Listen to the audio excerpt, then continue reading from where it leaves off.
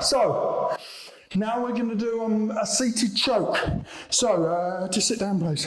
So this is more of a sport fighting one, but if I want to choke him, I really want to control him first of all, because if I don't control him, he's just going to roll out.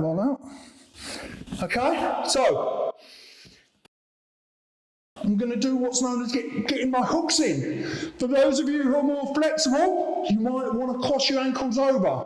But if your opponent is very flexible, put your ankles on top of mine, that could be really bad for you, both ankles, please.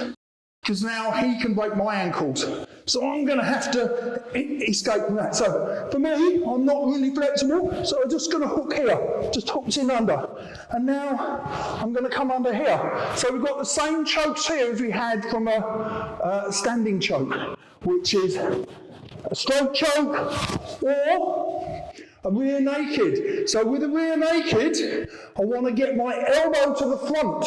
So I'm going to put this on my bicep here, this goes over the shoulder, put this here, this is going to be the lock that tightens it. But I want my elbow facing forwards, because it's this triangle here on the side of his carotid arteries that's going to apply the choke.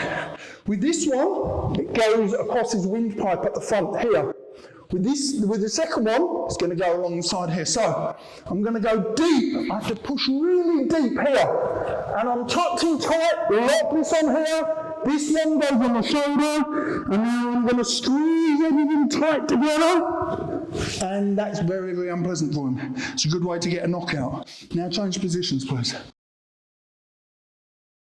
So our escapes are the same as they were when we were standing, except I'm not free to move about now. So I'm going to tuck, I'm going to turn here. So before he gets this on, I'm better off to defend it early than I am to break free of it once it's locked. Once he gets his hand locked on, here, no, straight.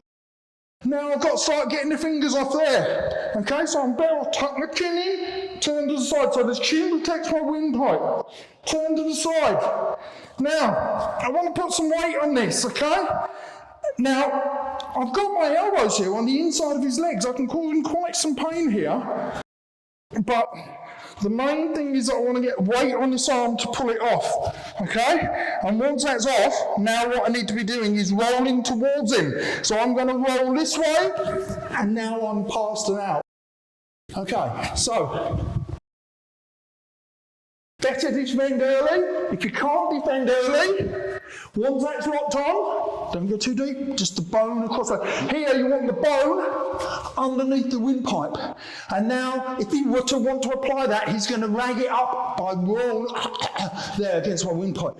I'm going to tuck my chin in to try and defend that. I'm going to take these fingertips. From an MMA position, you're not allowed to attack fingers. But from a self-defense position, you certainly are. I don't know why you'd be in this position, self-defense, but anyway, so I'm going to snap these fingers off to stop that one reinforcing.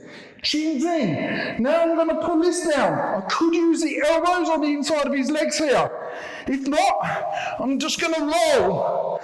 Okay, so he's in discomfort now. Now all I need to do is either get over that leg that way, or roll on top of that leg that way. And now I can withdraw.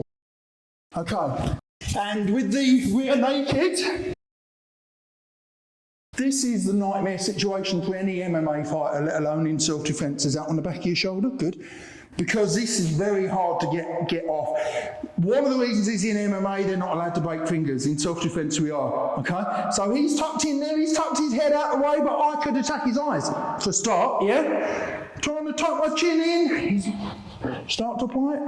I don't have much time here, but there's no rules that say I can't blind him. There's no rules that say I can't break his fingers. Now it's one again. So here, this time I turn my chin away from that elbow.